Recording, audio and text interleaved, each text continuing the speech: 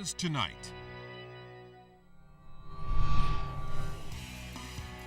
This segment of the news is brought to you by BTC, powered by Lime. This is the Bahamas Tonight, the Northern Edition. Good evening, I'm Sabrina Brown. It's great to have you with us. Our top story tonight, on Wednesday, May 15th, 2013, the Bahamas Tonight Northern Edition aired a story detailing the death of a visitor to Grand Bahama.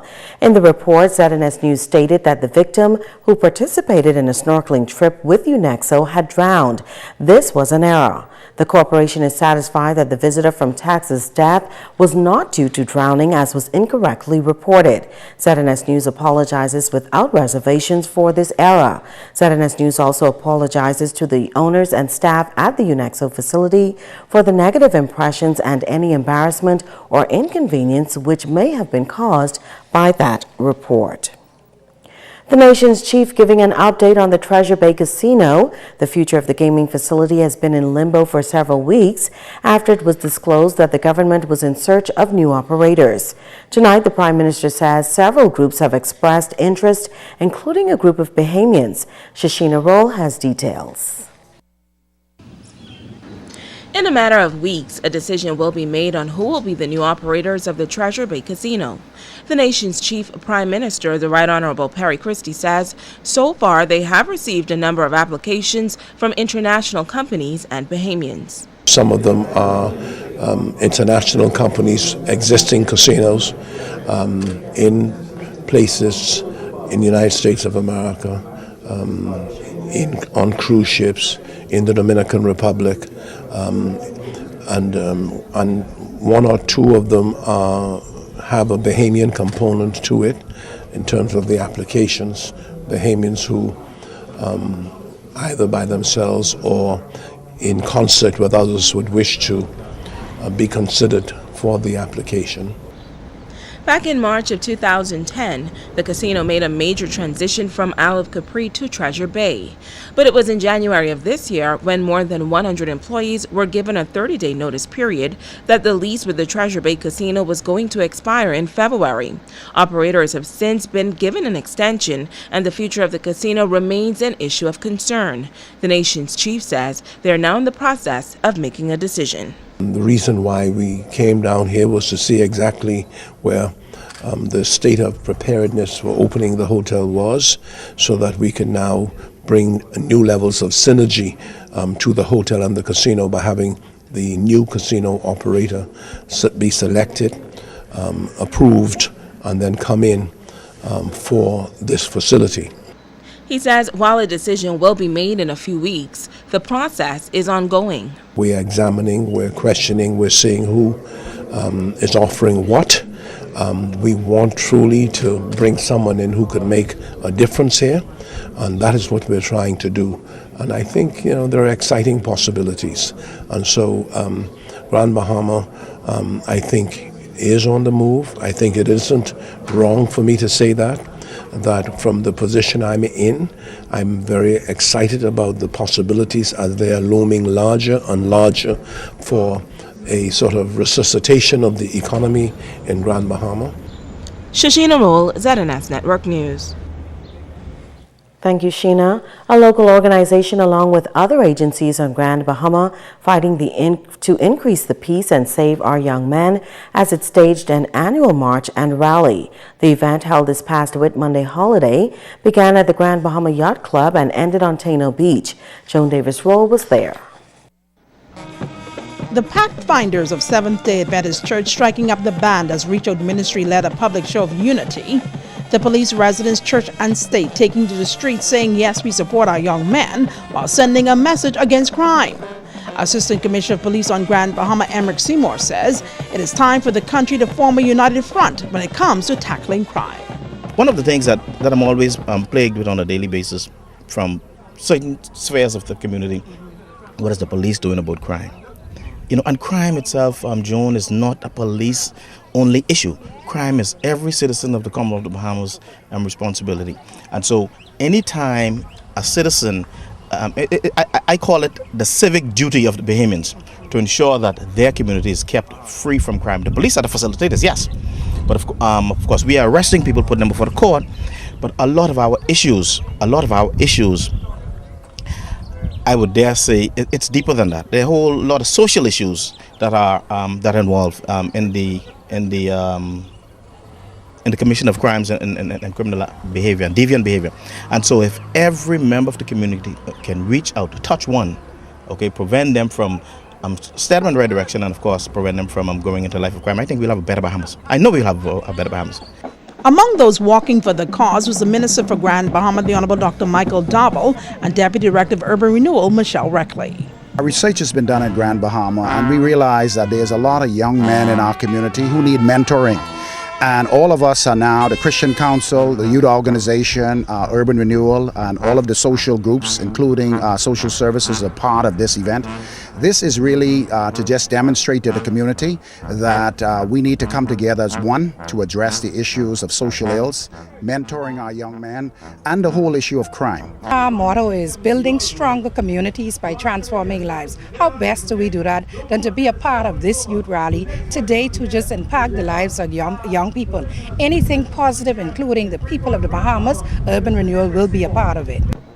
President of Reach Out Ministries, Dudley Said, Pastor Robert Lockhart, along with residents, say now is the time to redouble efforts to save our young men. What's happening is when they kill, they don't realize how much damage they're doing. So I'll do anything. If we have to march all day, every year, just to send a message out. We need to save our men because they are part of our generation. And we need the young men to be there, to be future fathers, future grandparents for this nation. We as fathers, we need to realize, hey, it's our responsibility to be there for our sons, establish good relationships with them, and help them make the right decisions when they're tempted to do the wrong things or to go in the wrong direction. Stop the violence and all the crime and all that. Drop the knife and try Jesus. Drop the guns and try Jesus. Joan Davis Rowe, ZNS Network News.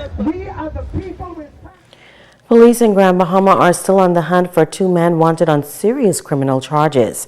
27-year-old Jonathan Cooper remains at large. He is accused of the stabbing death of Paul Pablo Ferguson in Garden Villas almost 1 month ago. Cooper, a resident of Tamarind Street, Freeport, is considered armed and extremely dangerous. Police also want to locate 34-year-old Garen Lucan Gibson, a.k.a. Dog. His last known address is BTC Corner in Jonestown, 8 Mile Rock. Garen Lucan Gibson has been on the run for more than a year. Police say Gibson is armed and dangerous.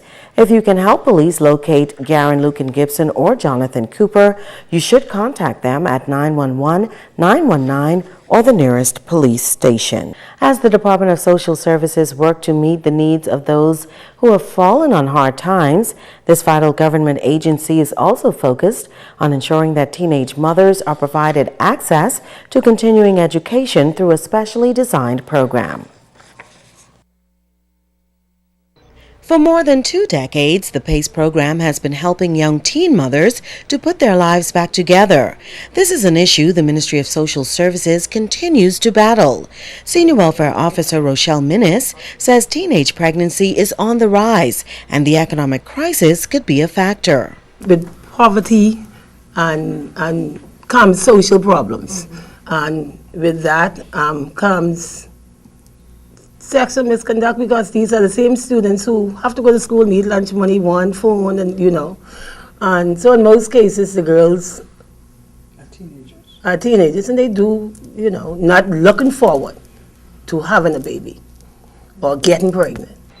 But Minnis says over the years the PACE program has been successful. However, not every teenage girl who becomes pregnant is accepted into the program. She says some 15 young mothers will graduate from the mainstream this year after completing the PACE program. Our goal here is just to ensure that they are given an opportunity, because if they don't, these are going to be the same mothers on the line, the same mothers who are not going to be in school, breaking into your house, my house. So we give them an opportunity to graduate, complete school, so that they could then, in turn, help their kids. PACE, which accepts girls from 12 years to 17 years old, is a structured 3-part program. We have the Department of Social Services, whose responsibility is to complete the application and have the girls set into school. And once they would have completed the Haven School, that's the second part, that is the Ministry of Education aspect of it. They come returned back to social services to be returned to school. Of course, not returned to the school they would have gotten pregnant at a different school to give them a clean slate. And then we have the Ministry of Health part of it, which is a clinic the girls attend. A local student struggling to beat a deadly disease. The Jack Hayward High student recently traveled to the United States for further medical attention. Joan Davis-Roll has an update. We first brought you Brittany Burrows' story back on April 29th of this year. It is a story of how 16-year-old Jack Hayward student Brittany is in a battle of her life after recently being diagnosed with bone cancer. A large tumor in her arm, evidence that the disease has invaded that portion of her body. Now, according to her aunt Teresa Lang, the news coming out of Florida regarding Brittany's latest prognosis is not what family and friends were anticipating. She's in the hospital at Jackson Memorial Hospital. She's rested well right now. They are doing pain management. But she will have to start chemo on Saturday in order to shrink the tumor, in order to do the surgery. And right now, the diagnosis, the doctor's saying that she will have to get her arm amputated, but that's what the doctor's saying. And by doing that, she'll not even be able to get a false hand. Only they will be able to do is give her a false shoulder. Lang says Brittany will have to be hospitalized for some 6 to 8 months. She talked further about the latest findings by doctors at Jackson Memorial Hospital. They did another biopsy in the clinic there, and they determined it is cancerous, and it has spread to her lungs. So they will have to start the chemo in order to shrink for the stone, and they will proceed with the surgery, but the surgery will not be done right now. Despite it all, she says, the high school student remains in high spirits. She noted that the cancer treatment is costly, and the family is in the process of planning some fundraisers to help defray Brittany's medical cost.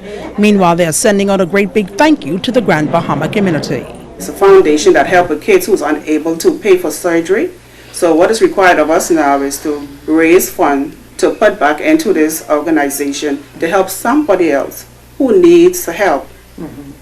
And how much is her treatment costing, and what will it cost at the end of the day? Right now, they're saying it's over $300,000 for Brittany to get help. I would like to thank everybody that contributed to helping Brittany even get off the island. I would like to say thank you very much, and we really do appreciate it, and I pray that God continue to bless you and your family.